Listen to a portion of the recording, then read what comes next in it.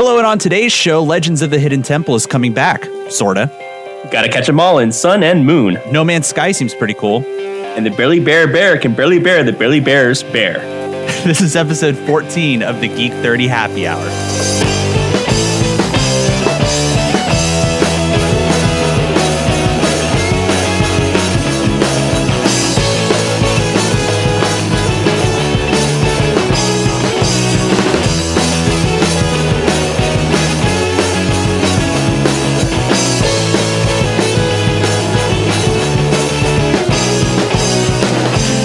Welcome back to another episode of the Geek 30 Happy Hour, where we drink a toast to all the geeky things we're passionate about. Today is March 5th, 2016. My name is Alex, and there's JoJo. Hello! How you doing today, Alex? I am good, all the way over here on the other side of Skype. Yeah, you look really good in HD. Oh, thanks. Thanks. You sound beautiful today.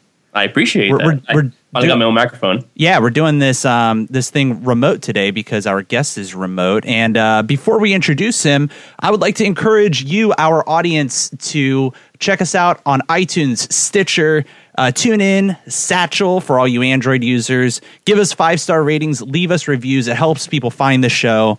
And I think it's a great opportunity to introduce Ori. Hello. Ori, welcome to the show.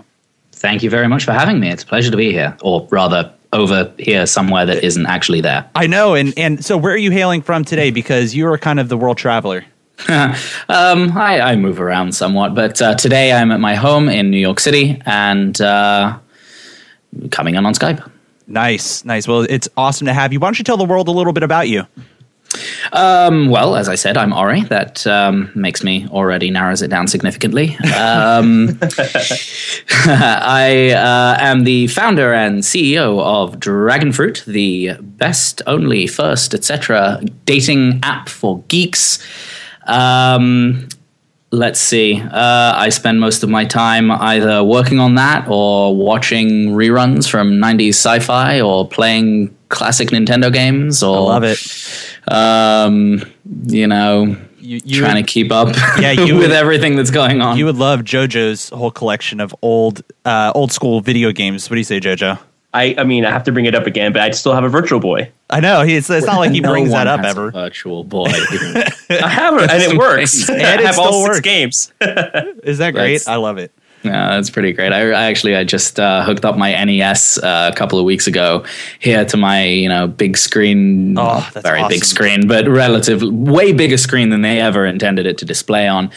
And amazingly, all of my games still work. You got to stick a wrench in there and make sure that it doesn't ever move even a tiny bit, but it works, right. Which is super exciting because actually I blow into the cartridge to get all that dust out. Yeah. And amazingly, my save, that's crazy. My save game from The Legend of Zelda is still there. And, wow. I still can't beat the 8th Temple. Oh, man. Oh, the great games back then. We don't have that anymore. No, we kind of do, but not like that. It's like a different time. But we're going to get into a lot of cool stuff that Ori's doing with Dragonfruit towards the later part of the show. Definitely stick around. But before we do that, let's get into what we're drinking. Oh, hello, Geek 30. It's beer time. Today's beer is brought to you by Virginia Weather, because you never know what you're going to get. That's true. It snowed a little bit yesterday. Well, then it was like spring 2 days before. It's going to be summer here in a couple of days. Yeah, isn't that wild? I don't know. All over the What's place. it like up there for you guys up in New York City, Ori? Pretty much the same. We did have snow, was it yesterday, I think? And later this week, it's going to be in the mid-70s. It's madness. I'll take the 70s, though. Oh, my gosh. Well, This makes a nice change before we plunge into the apocalypse. Yeah, but to have both your winter coat and your shorts in 1 week, it's just really weird to me. Yeah, and like speaking of summer, this beer is something I love to drink in the summer. It's something that most people know. It's a favorite of Ori's, and he wanted to bring it to the show today. It's Dogfish Head's 90-minute IPA. And this thing is delicious. If you guys have never had it, there's actually a bunch of Dogfish Head brew. I guess an ale house, like where they actually serve food. It's like a restaurant. They serve all the beer and stuff there. They have a few of them here in the DC area. Do they have any up there where you are, Ori? Dogfish Head actual locations? Yeah, like an actual location, like a restaurant. I don't think so. Oh man, you got to come down to DC sometime. I'll take you over there. It's awesome. Sounds good. And so you can get these, these beers at the restaurant. They're paired with various foods, really good pub food.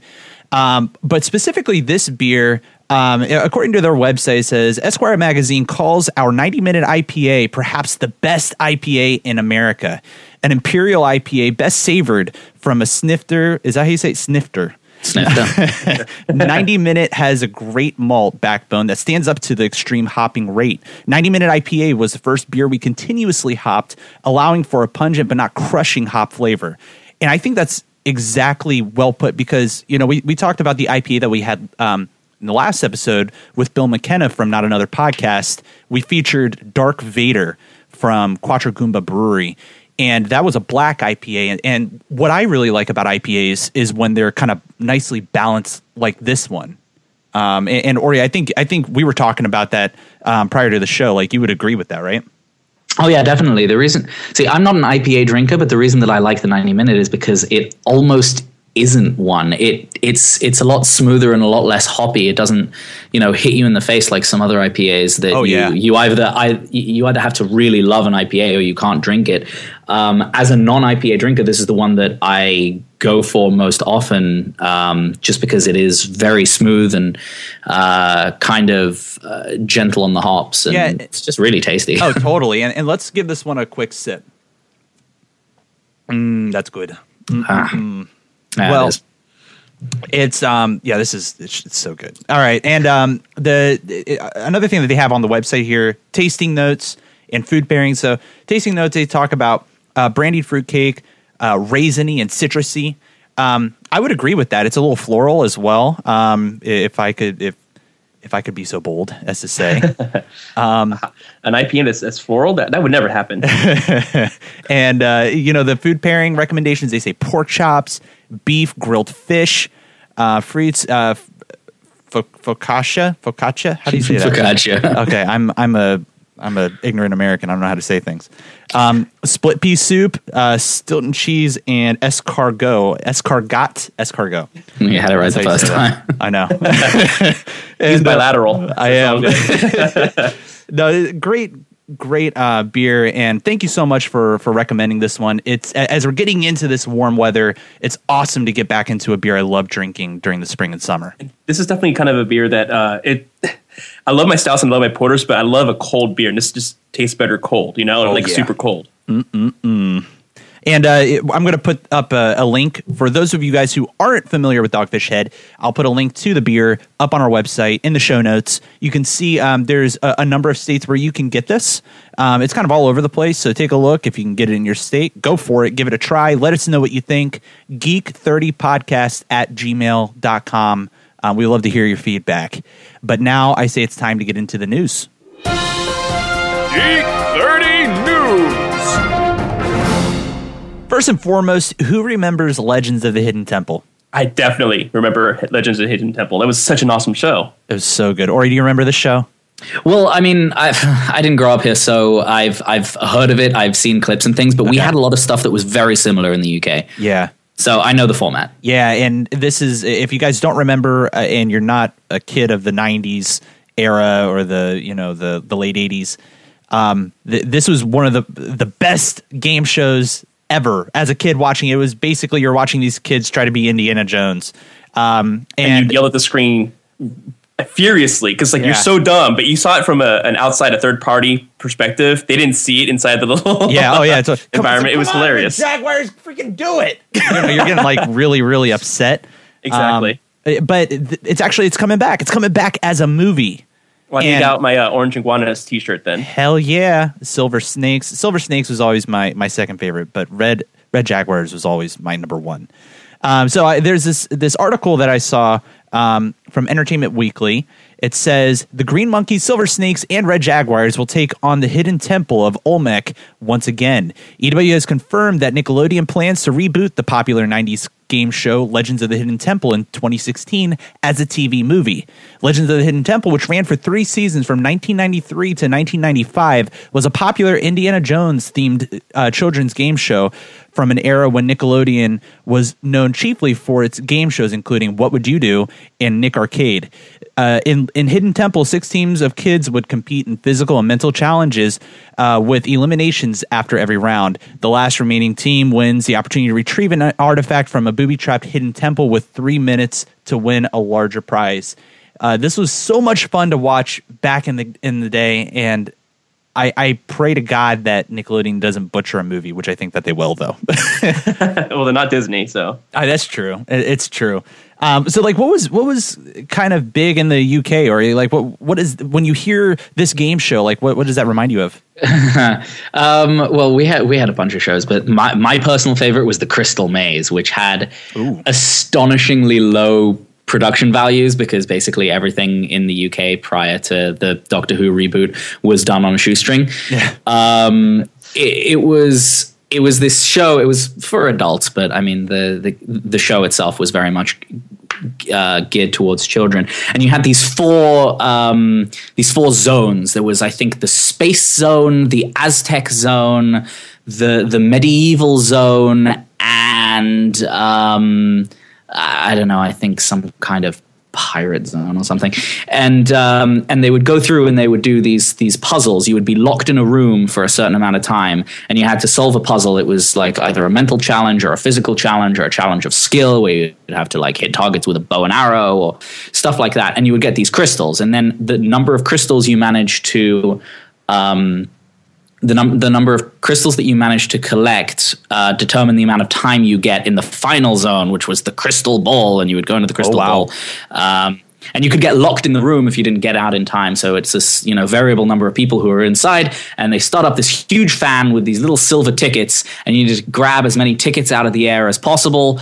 And if you got enough tickets, you won absolutely nothing because it was a British game show and nobody ever won it. But it was so camp and it was so like that's great. It sounds like a ton of fun though. And there was this crazy guy who would lead you around the maze who was like bald and out of his mind. And it was like in this big coat thing. It was just a lot of fun. That's what I'm thinking. Like 90s game shows were really good, weren't they? Like really bad, but like they were like really good though. The ideas came from the super abstract. Well, let's throw pie in people's faces just like old clowns, and it's actually going to be hilarious. Yeah, right. Right. What was the green stuff called? Gunk, goo, slime. Slime. Okay, slime. Yeah. Yeah. What on earth were they thinking? What was that stuff made out of? I don't even want to know. Like it was non-toxic, I think. Cornstarch, I think. Oh God. Cornstarch and food coloring. But I mean, I was reading this article that you were talking about. Isn't it a little counterintuitive to have a TV movie about a game show? Agreed with you. How does this work? That's why I think it's going to end up being butchered in some way. I'm excited just for the nostalgic factor because I'm a big fan of old school Nickelodeon stuff. But yeah, it leaves it kind of wondering, like, what are they going to do? Are they going to create a lore behind this guy Olmec? The big face, the big Aztec face thing.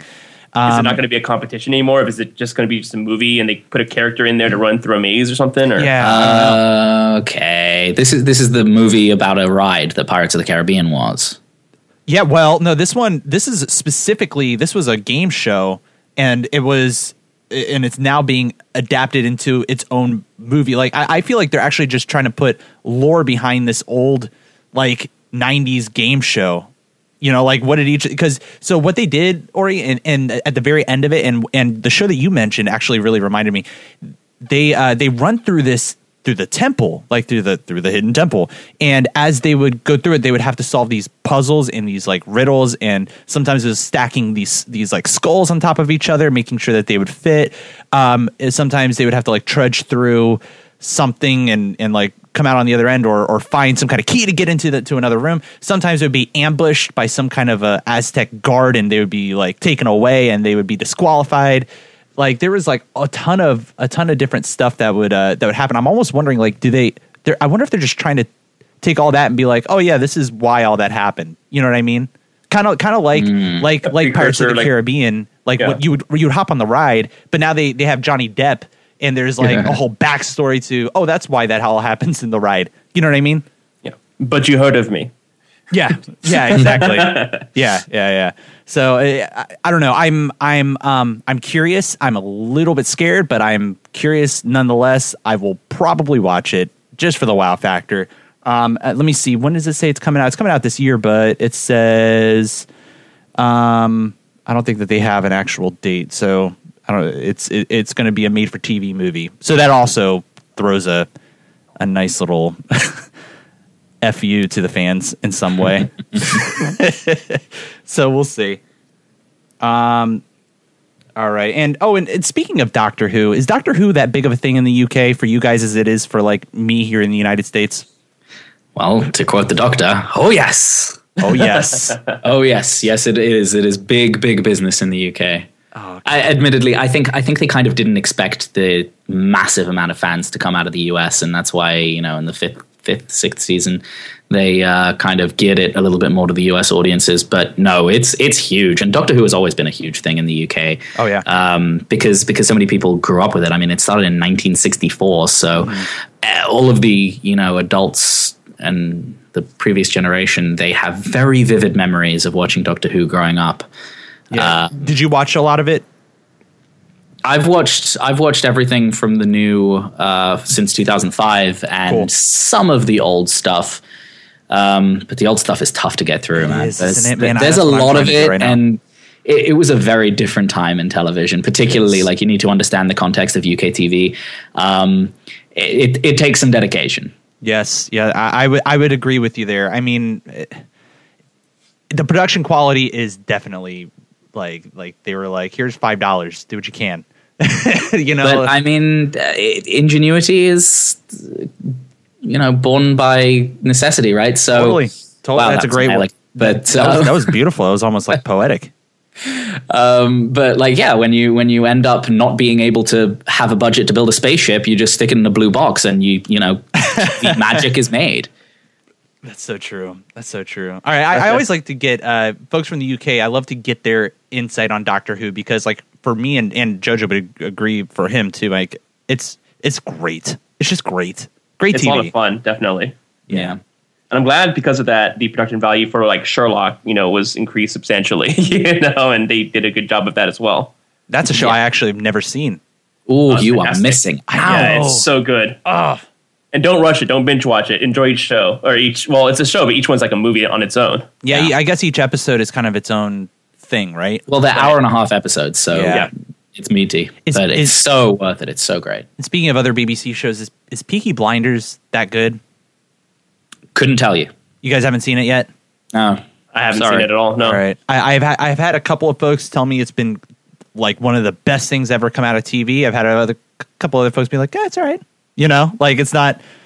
So I'm actually really curious. If you're listening here and you think that Peaky Blinders is something I need to watch, definitely let me know. I'm curious about that one. geek30podcast@gmail.com. Let's move on to the next thing. This is actually something I'm really excited about because I'm kind of a Pokemon nerd.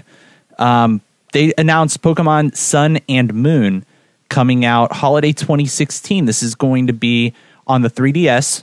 And there's speculation this is going to be the last of the Pokemon games for this specific console before they come out with whatever their new handheld console would be. So the Pokemon Company had an article, and I'm going to post all this stuff in the show notes like normal. It says, as we celebrate 20 years, by the way, like 20 years? That's crazy. Holy shit.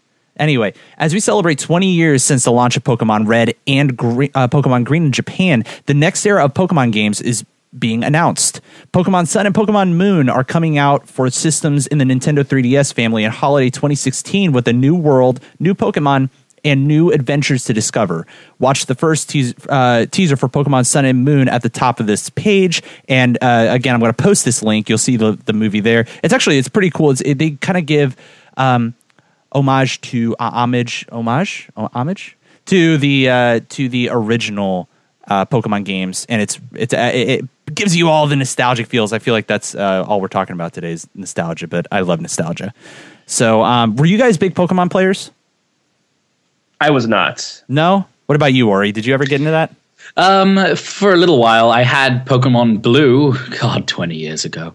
And I had Pokemon Blue and I played the crap out of that. I was like, that was at the time you were like linking your Game Boys and trading that way. Oh, and that was a lot of fun. And that was, pretty big thing in my school.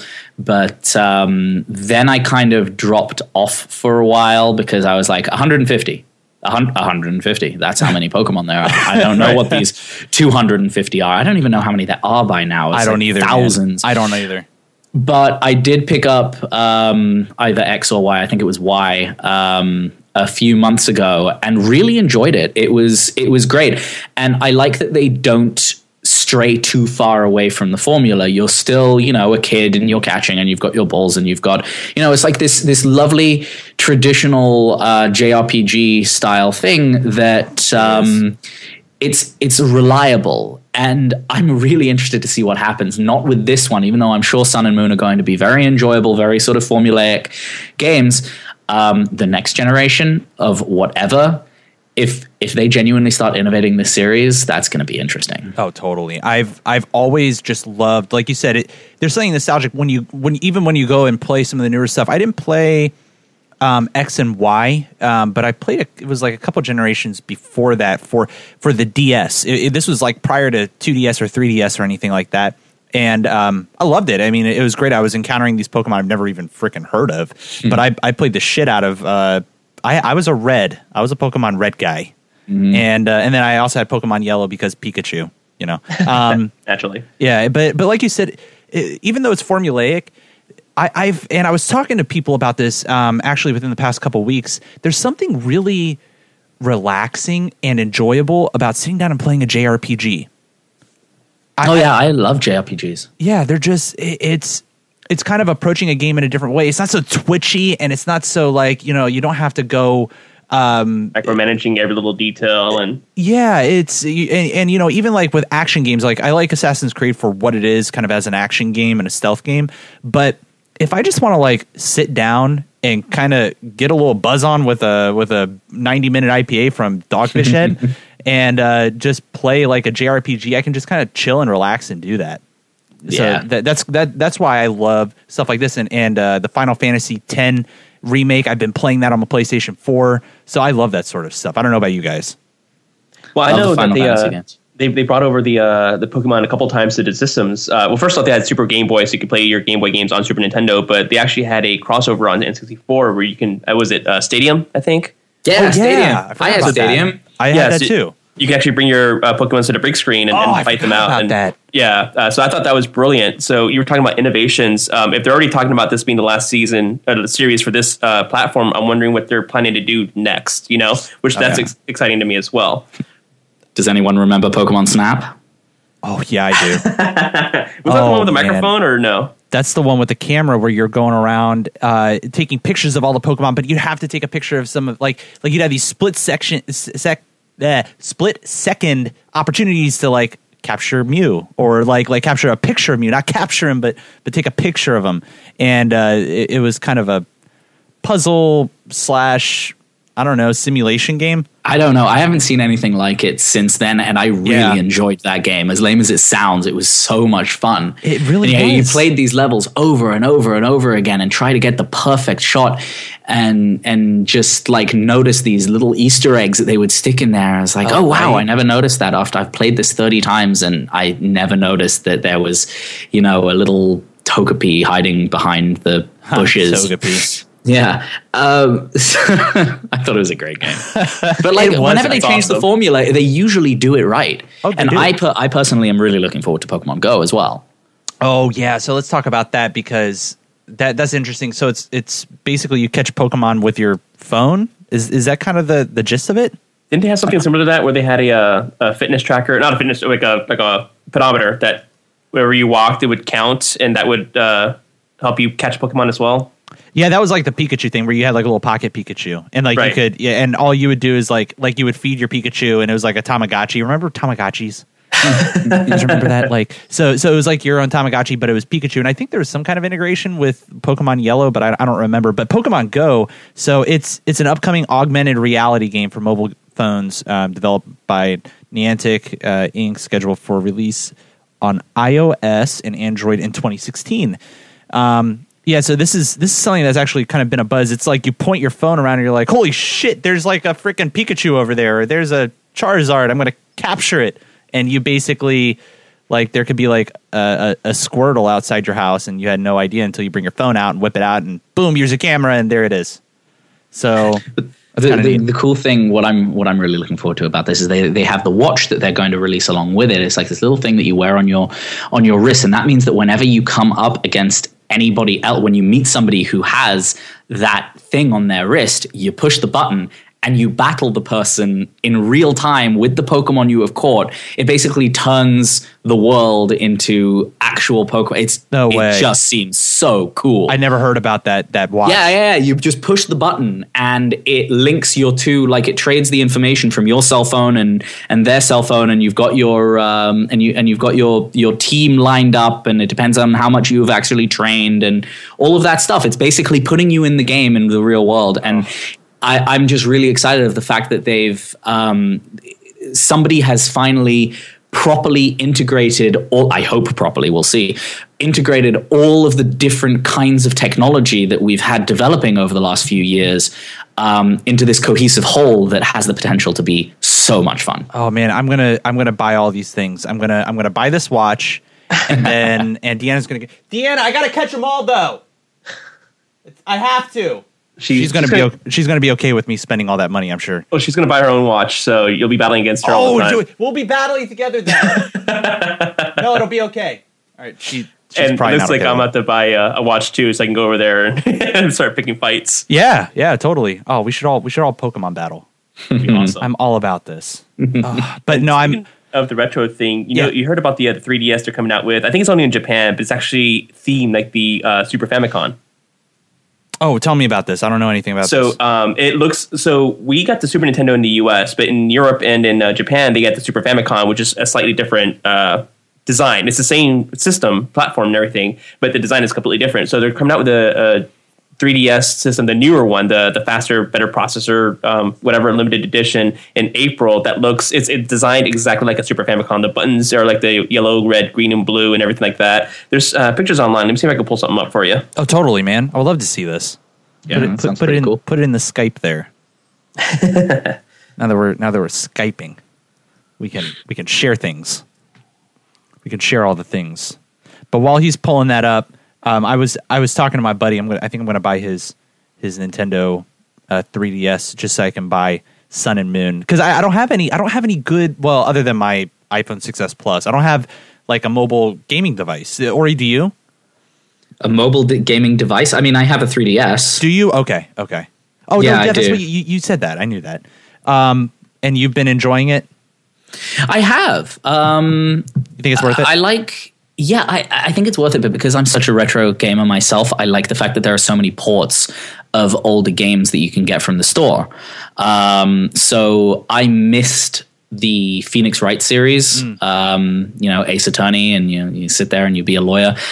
This speaks to me because I am a lawyer, and I like to play games about being a lawyer. About being a lawyer.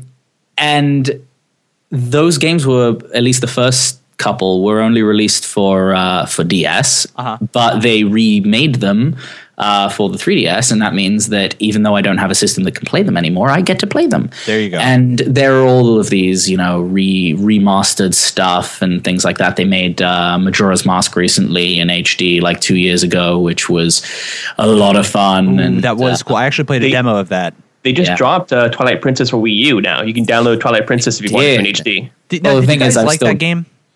I liked it, yeah. Did you? It was different, but I liked it. I loved it. Did you? I have to go back and play it. When I originally played it for the Wii, that was the one on the Wii, right? Where you turn into a wolf. Yes. So I had trouble getting into it, and I'm just thinking, like, man, I got to just do myself a favor and try it again. And they made it all HD, didn't they? Yeah, they made it all HD. They polished some stuff up on that. That was me with Skyward Sword. Skyward Sword took me a while to get into, but once I got into it, I loved it to death. Yeah, Skyward Sword. Oh, I remember that one. That was like the one where you would like fly around and like you would jump off the clouds and whatnot. Yeah. I remember that one. That was a weird game for me. I thought that because the trend had been set so firmly in Ocarina of Time, where you had all of these different areas and 11 or so different temples that you could work through and all of that stuff. I expected more from Skyward Sword, and I just didn't like it. I didn't like it as much as as Twilight Princess. I thought Twilight Princess was amazing, and I've heard this before. A very good friend of mine, we have regular loud arguments with Rowan where he insults Twilight Princess, which is honestly one of my favorite games. And he just says, it's impossible to get into. You can't do it. I've tried to drop him into various different parts of the game. He's just like, this makes no sense. None of this is a terrible, terrible game. And I couldn't disagree more with him. I think it's a fantastic game. I thought that it was really ambient and the story was great. And there was innovation in the gameplay, the fact that you could be a wolf and stuff like that. They really put a lot of thought into it. And I thought it was just fantastic. Yeah, the switching with the dimensions in that game I thought was always really neat. I like that sort of, it was almost like the world isn't everything of like what it seems. You kind of have to shift your perspective. It was kind of that metaphor, and like you would shift your perspective and turn into the wolf, and it was like looking at a completely different world. Yeah.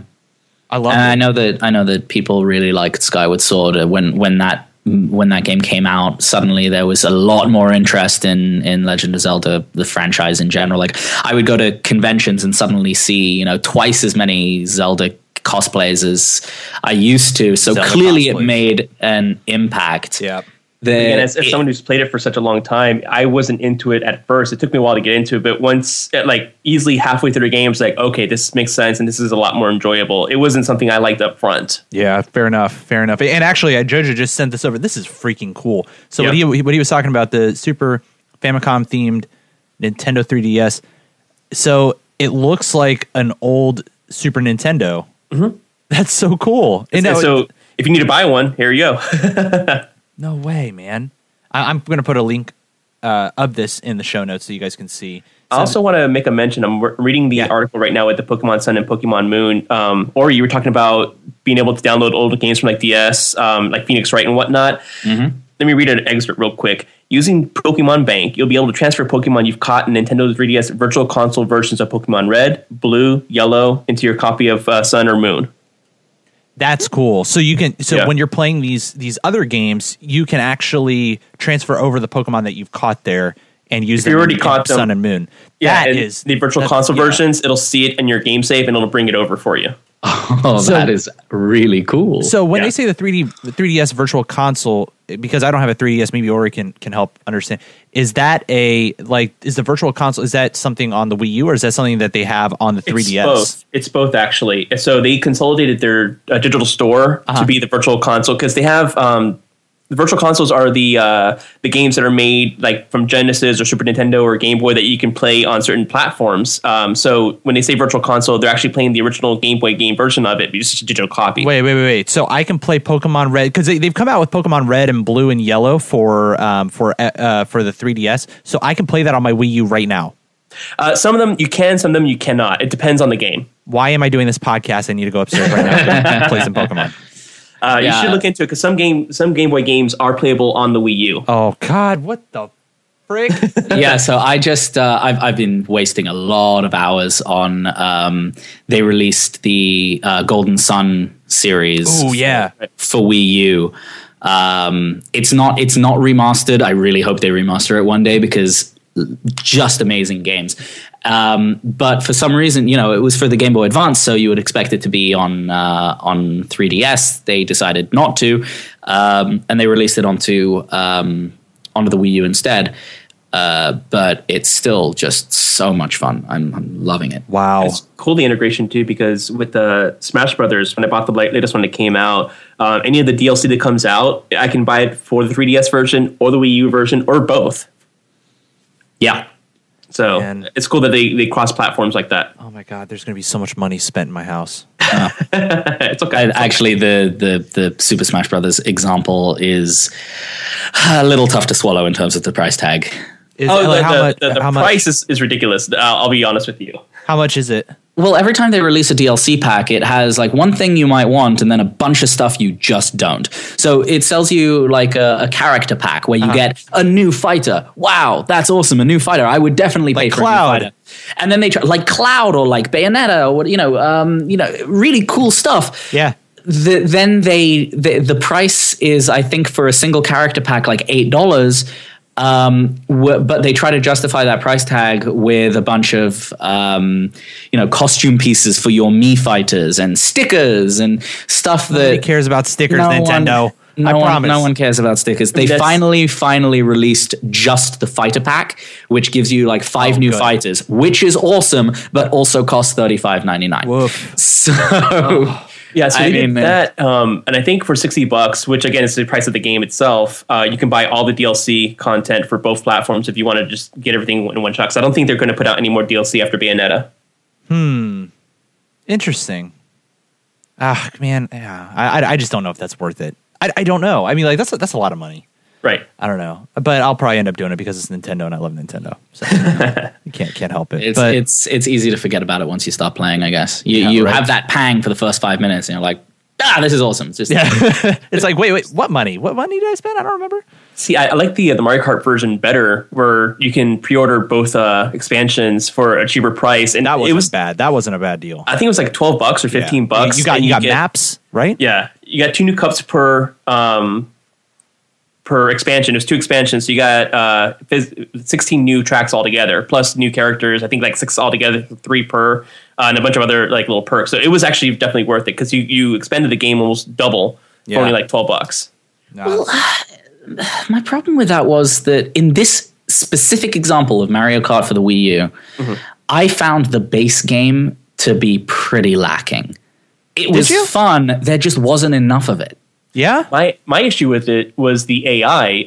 Every other version of Mario Kart, like on 64, if you were good, you could win first place in any cup. And this one, if you're good, it doesn't matter. They're going to screw you over somehow. You have to have friends to play in order to get gold. It's that damn lightning really hard. Yeah. Oh yeah. Exactly. Right? Mushrooms don't do anything anymore. Yeah, really terrible. Yeah, it's I agree with you there. I mean, I like the Wii U version of Mario Kart.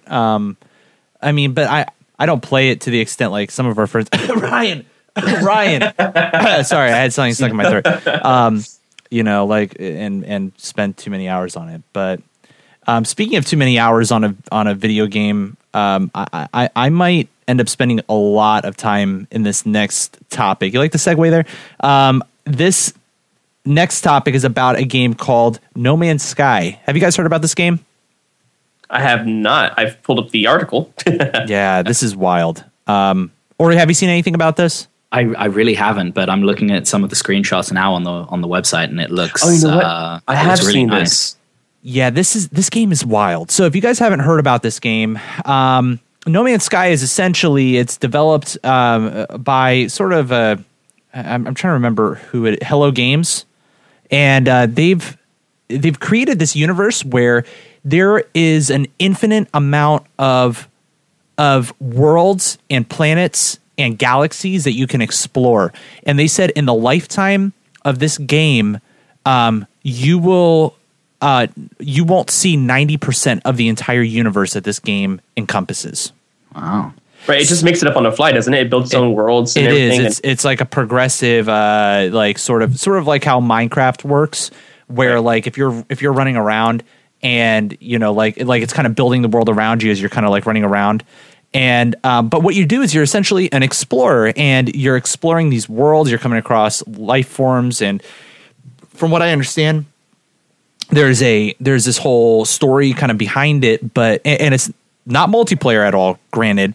But there's multiplayer integration. So like if let's say that I were to go and explore this world, I can go explore that world.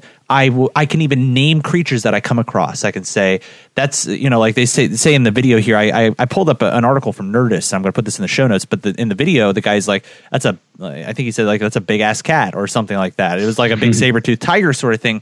If you were to go to that same world, it could be months, years later, and you see that cat, it will be named Big Ass Cat, and like it will show you this was discovered by Alex. And it has that sort of multiplayer integration, but you will never come across another player in this world. You will only come across NPCs. Oh, and wow. It's wild, but this Nerdist article kind of shows some of I think it's everything you need to know about No Man's Sky. I think they give 7 different points. It's a great video, but it's an interesting evolution because, you know, a lot of the times you play video games and you accomplish an objective, you beat the game, you're done. This is one of those games where, you know, you can kind of make the argument like Skyrim or Fallout, like you'll never beat this game. Isn't that scary? Mm. Like, does that to me, it's almost slightly intimidating, and it makes me question if I want to get into a game like this because it would consume me. Do you guys have that feeling at all about games like this? I mean, you know how me and my commitment issues on video games. Oh, that's true. JoJo has commitment issues. But I mean, I wouldn't know where to start. Yeah, well, I think they give you some kind of direction. So I think there's some kind of a campaign or something behind it. But it's all encompassed around this open-ended universe. Right. Ori, have you ever been into video games like this? Yes, but these kinds of games do scare me because I'm a completionist. Like, I like to finish things. Good luck. 100%. It means that sandbox games tend to take over my life a little bit. I could not get through Mass Effect because there was just too much to do, and I would get caught up. Just like I needed to explore every planet in every system completely, and that just meant that it was a complete time suck. Like I just couldn't do it. This started out for me with the Deus Ex series, where it's fair, like it is linear, but it's a kind of open world. You can go wherever you want, more or less. So you don't need to follow the story. And like in the second level, when you're at the FBI headquarters or whatever, and there's like a passage, and you walk down the passage, and then there's a huge underground research facility with aliens, and I'm like, what the hell is happening? And it's like I can't leave well enough alone. So if you give me an entire universe with, I think the website has 18 followed by 16 other digits of planets. I don't know what that number is. It's like 18 to the power of 16 times 10 to the power of 16 planets. Yeah. That is a problem for me. It's gigantic, and the look here, looking at some of these pictures, you're never going to come across. You may see some similarities and some species and stuff that you come across in each of the planets that you go to, but like it's essentially infinite. Like, because nobody's going to have the patience to go through every single planet. You know what I mean? Like, and plus, I think it's physically impossible with, you know, lifespans of human beings. It blows my mind, but even if you figured that out and figure out how to keep humans alive indefinitely, this game keeps expanding. You know, it doesn't stop. Right. It's almost it's almost too much. But I kind of want to get it just to try it. It's coming out on the PlayStation 4, and you can get it. I think it's also coming out for PC. I don't know if it's coming out for Xbox. So JoJo, you and your hatred for Sony, I don't think you'll ever see this game. And I can get it for PC. Yeah, you can get it for your gaming PC, but this game has always intrigued me. I remember seeing it out on E3. Let me think. It was like maybe a couple of years ago, and people were talking about it, and they showed the demo of this guy kind of walking into his spacecraft, sitting in his spacecraft, leaving the space station, flying towards a planet, landing on the planet, and then getting out of the spaceship, going and being able to then run around this planet. And it's a planet full of wildlife, dangerous wildlife in some cases, other alien species where, you can stop, do a quest or something for them, do some kind of task.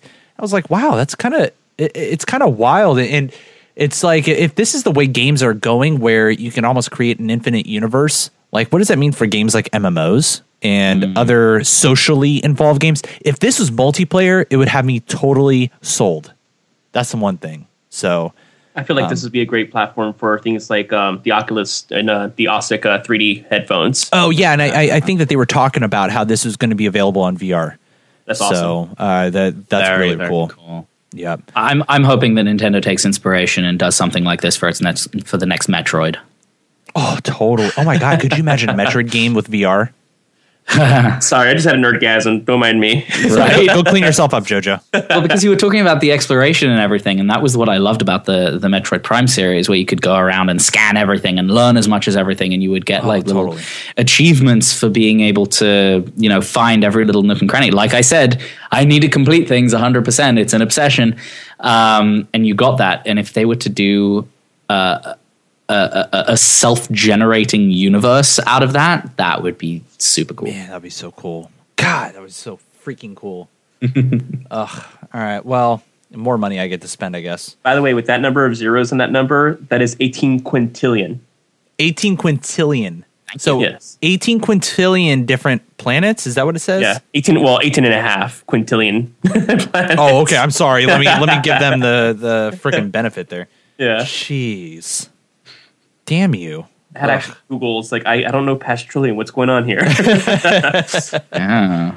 Oh, that's cool. Well, let's move along. Ori, let's talk a little bit about your project. Let's talk about Project Dragon Fruit, the product that is Dragon Fruit, and this dating site that you've been putting together.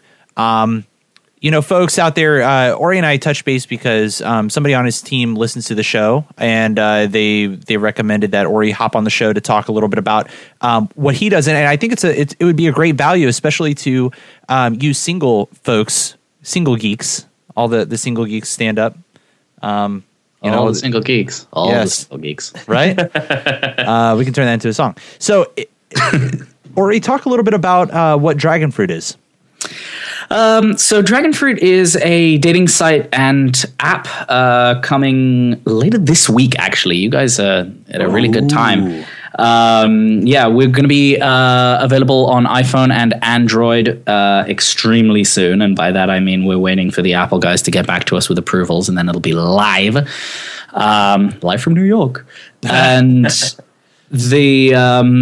So it's a dating app that is specifically formulated in every way to work with the geek experience, the geek lifestyle, the geek whatever. If you're a geek in any way, then this is for you. The reason that we put it together was because regular dating sites don't seem to really work that well for people with what I would term, alternative interests. You get a lot of situations where you're talking to somebody and they, ask you what you're into, and you decide for once, because it's the internet, to be honest about it, and you say, oh, I'm really into video games, I'm really into comic books, I love, all kinds of geeky stuff. My favorite show is Star Trek, and a lot of the time on regular dating apps, somebody will just kind of be switched off by that. Not because it's a bad thing, but just because nobody's really honest out there in the world. Right. And everybody's looking for a kind of idealized version of what they think they want. And people fail to realize, I think, that the best, that having something in common is actually kind of valuable when it comes to finding a partner. Totally. Totally. So what we do is we've got all of the regular filters and things that are used in other dating sites, but behind that we've built this huge database that interacts with our matching algorithm. And this is a true matching algorithm that looks at the data that you put in and finds you matches based on what you are interested in. So you put in your geekdoms, and we find you not only, people who are into the same stuff as you. That's easy. That's a one-to-one match. But the same kind of stuff as well. It's like when you finish watching a show on Netflix and it says, "Hey, you like this? It has these characteristics. How about this as well?" You might be interested in that.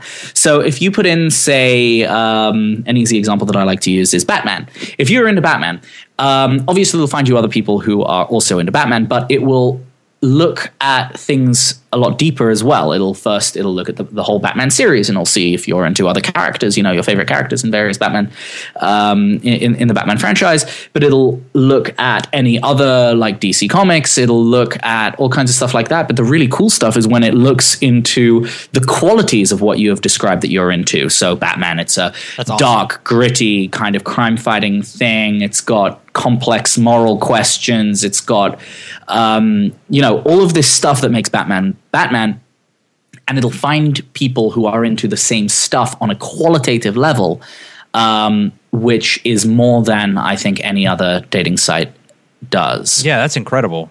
And I know you and I talked a little bit about some of the things that make it a little bit different even than some of the other dating sites out there. Like, I think, is it free?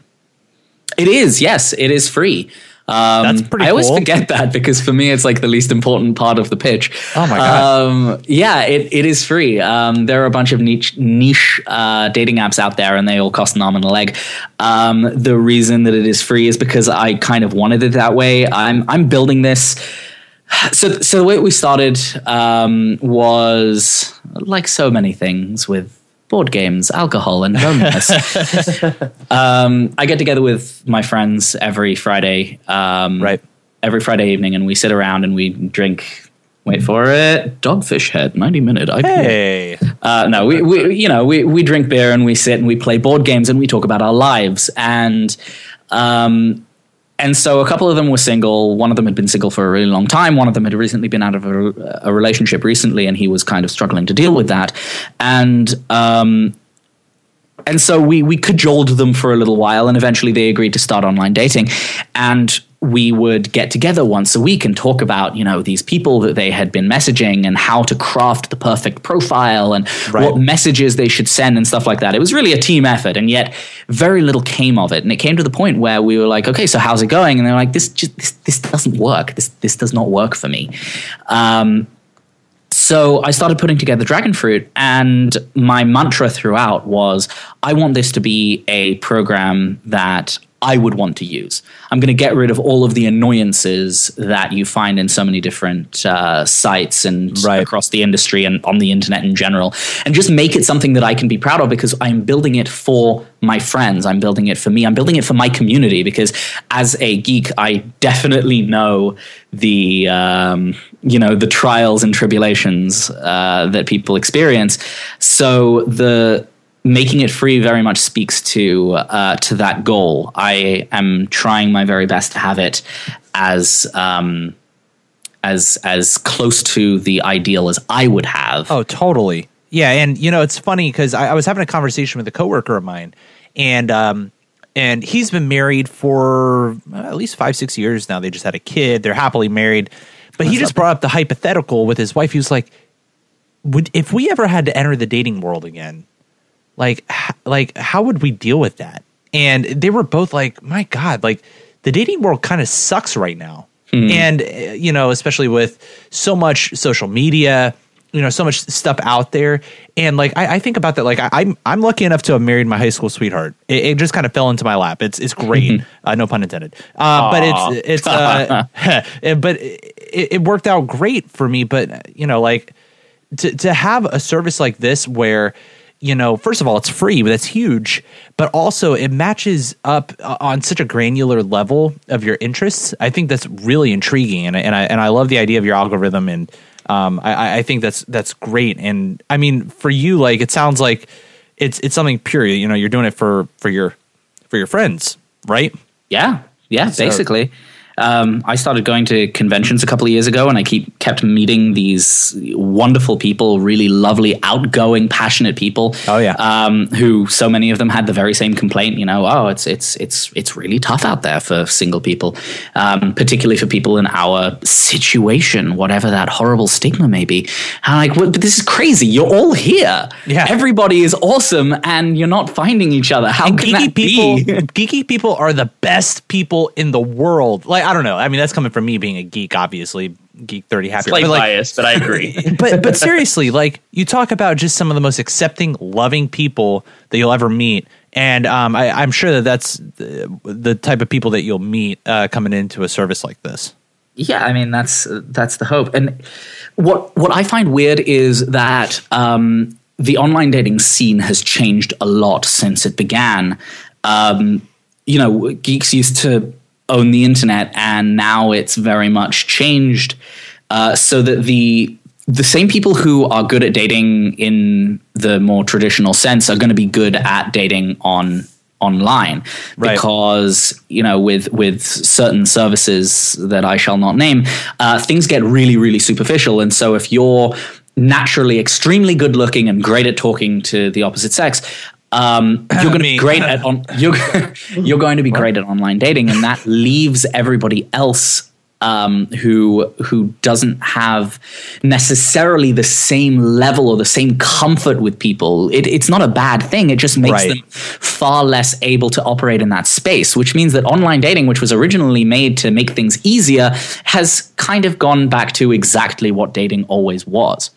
So we're trying to take a new approach. One of the things that I'm really proud of with Dragonfruit, with Dragonfruit, is that the community that we're building around it. It's a safe space for everybody to be who they are, to fly their geek flag, if you will. And you know that everybody there has already signed up for a geek dating site. I mean, that stuff it tells you something about a person straight away. It means that you don't need to be embarrassed about the stuff that you like, because that's a ridiculous proposition in any case. But when you're dating, you need to be honest with the person you're talking to, and having that comfort in who you are and being honest about the stuff that you're into, and knowing that the person on the other end is going to be maybe not into exactly the same stuff, but at least understand the passion of being a geek and being like borderline obsessed with something and wanting to spend your evenings playing board games and drinking beer and talking about the finer details of how Superman shaves. That is actually an interesting question, right? Like, how the hell does that even work? Like, it's that Gillette makes a hell of a razor. That's all it is, I guess. Well, I had a friend who suggested that the only way to really do it is is for him to fly out to Jupiter, and one of the moons is made of like not diamond but a super hard compound, and fly at high speed and just rub his chin across the surface of the planet. which I thought was fascinating. That's really good, actually. That's really good. Good call. No, that's fascinating, man. And when we originally spoke about this project, I said it's brilliant. I mean, it's a great idea. You see geek dating sites out there, but I think the way you guys are doing it is different, and it's the right way to do it. That's why we wanted to have you on the show. And, I appreciate you taking the time to kind of talk about that. And hopefully it serves you guys, the listeners, in finding a good outlet for, finding your romantic fling or your next significant other. I think it's a great thing. Well, I appreciate it. And JoJo, I don't know about you, man, but you got to get on this. But why are you going to single me out like that? Oh, because you're the single guy in the room, right? So I'm just saying. I mean, I already have a profile on there. If they want to find, there you go, then 5-year-old, JoJo online, I am online. But ladies, JoJo's on Dragonfruit, you guys. Oh my god. No, you got to put up with me, so I don't know. He's worth it, ladies. He's worth it. This is awesome, man. Thanks so much for taking the time to chat about it. And, I guess, where can folks learn a little bit more about this product and about you and some of the stuff you're doing? Well, probably the prime candidate there would be our website, which is dragonfruitapp.com. You can follow us on Twitter for our latest news and stuff like that. That is Proj, P-R-O-J, like Project Dragonfruit. And we're also on Facebook at Project Dragonfruit. We post a lot of really interesting blog posts and things like that across the various platforms. We're on Instagram, we're on Pinterest, we're on Tumblr, we're basically everywhere. So I highly recommend that people come and follow us to find out all the cool new stuff that we're working on and get the latest news. And an important thing that I would like to mention is that because I'm really dedicated to servicing the geek community and to making this as good as I can for my friends and for the wider community, the channels of communication to me personally and to the rest of my team are always open. So if you want to tweet at us or leave a note on Facebook or just email, contact us through the website in any way at all, We're very responsive, and I want to hear what people have to say about the platform, about ideas that they may have. You know, if you want to see it, tell me. I'll figure out if it's possible, and I'll make it happen for you. We're working on making it as good as it possibly can be, and the community at large is a very, very important part of that. So do not hesitate. I'm around. I'm always happy to talk to people. Totally. And Ori's an awesome dude, and you'll enjoy really working closely with him as we have. And so again, guys, check it out. Project Dragonfruit. Ori, thanks so much for being on the show today and sharing your passion project here. I think it's wonderful. My absolute pleasure. Thanks for having me. Awesome. And Jojo, I think this is a good time to wrap it up. So where can people reach us?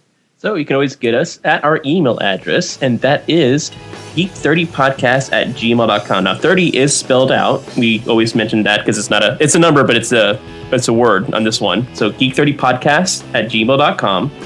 You can always call us and leave us a voicemail if you want to at 443-424-3350. You can find us on the internet at geek30.com. I'm sorry, not at geek30, just geek30.com. www. I got too excited about that. I think I got that in the Twitter handle, which is also at geek30, mixed up.